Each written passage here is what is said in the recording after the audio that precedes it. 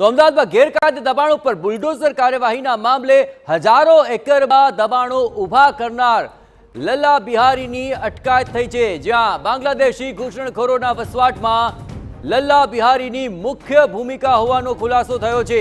2 દાયકા પહેલા આ ઘૂસણખોરોને ચંડોળા તળાવમાં વસાવવાનું તેણે શરૂ કર્યું હતું। ખોટા દસ્તાવેજો બનાવવામાં પણ તે ઘૂસણખોરોને મદદ કરી રહ્યો હતો અને અહીં વસાવવામાં પણ તેમણે કરી હતી મદદગારી।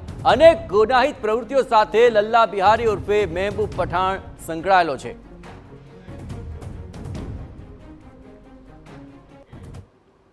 અનાજ મામલે વધુ વિગતે વાત કરવા જોડાઈ રહ્યા છે ટીવી9 સંવાદદાતા હરીન માત્રાવાડિયા। હરીન, આખરે આ ગેરકાયદે વસવાટ કરનારાઓમાં સૌથી મોટું નામ અત્યારે લલ્લા બિહારીનું સામે આવી રહ્યું છે। આ આખા મામલામાં તેની શું સંદિગ્ધ ભૂમિકા રહી છે? અટકાયત થયા બાદ હવે કઈ પ્રકારના પગલાં તેની વિરુદ્ધ લેવાશે? હરીન,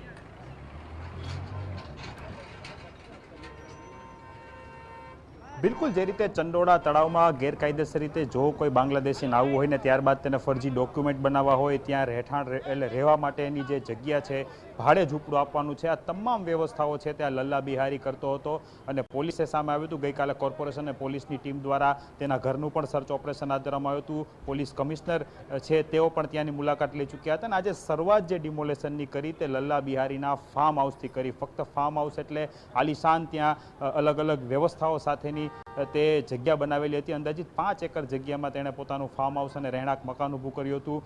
પશુ પક્ષીઓ છે ત્યાં રાખવામાં આવ્યા હતા। અમુક ગેરકાયદેસર ધંધાઓ પણ છે ત્યાંથી તે ઓપરેટ કરતો હોવાની વાત છે। પરંતુ જ્યારે કોઈ બાંગ્લાદેશી ઘૂસણખોર ગેરકાયદેસર રીતે આવતો હતો ત્યારે તેને આશરો આપવા માટે ફક્ત એક જ વ્યક્તિ લલ્લા બિહારી છે તે સામે આવતો હતો અને લલ્લા બિહારી ડોક્યુમેન્ટ, ખોટા ડોક્યુમેન્ટના આધારે તેની તમામ વ્યવસ્થાઓ, તેના આધાર કાર્ડ હોય, પાન કાર્ડ હોય, આ તમામ બનાવી આપતો હતો। જે સમગ્ર મામલો સામે આવ્યો છે ત્યારે ક્રાઇમ બ્રાન્ચ દ્વારા લલ્લા બિહારીને પકડવા માટે અલગ અલગ ટીમો બનાવી હતી અને તેના આધારે ક્રાઇમ બ્રાન્ચને સફળતા મળી છે ને લલ્લા બિહારીની અટકાયત થઈ હોવાનું સૂત્રો પાસેથી છે તે અત્યારે જાણવા મળી રહ્યું છે। મહત્વની વાત છે કે થોડી વારમાં ડીજીપી વિકાસ સહાય અને ગૃહ રાજ્યમંત્રી હર્ષ સંઘવી જ્યારે ચંડોળા તળાવ પહોંચ્યા છે, ડીજીપી પહોંચી ચૂક્યા છે, ત્યારે તેના દ્વારા સત્તાવાર માહિતી આપવામાં આવે તેવી પૂરેપૂરી શક્યતા છે। ડીજીપી લલ્લા બિહારીની જે ધરપકડ અથવા અટકાયત કરી છે તેની પણ માહિતી આપી શકે છે। પરંતુ અત્યારે જે પ્રમાણે માહિતી મળી રહી છે કે ક્રાઇમ બ્રાન્ચની અલગ અલગ ટીમો જઈને તેને શોધતી હતી, તેમાં કદાચ તેને સફળતા મળી છે અને જે રીતના સવારથી ડિમોલેશન ચાલુ હતું, સૌથી પહેલા આ ડિમોલેશન છે તે લલ્લા બિહારીના ફાર્મ હાઉસ પર કરવામાં આવ્યું હતું।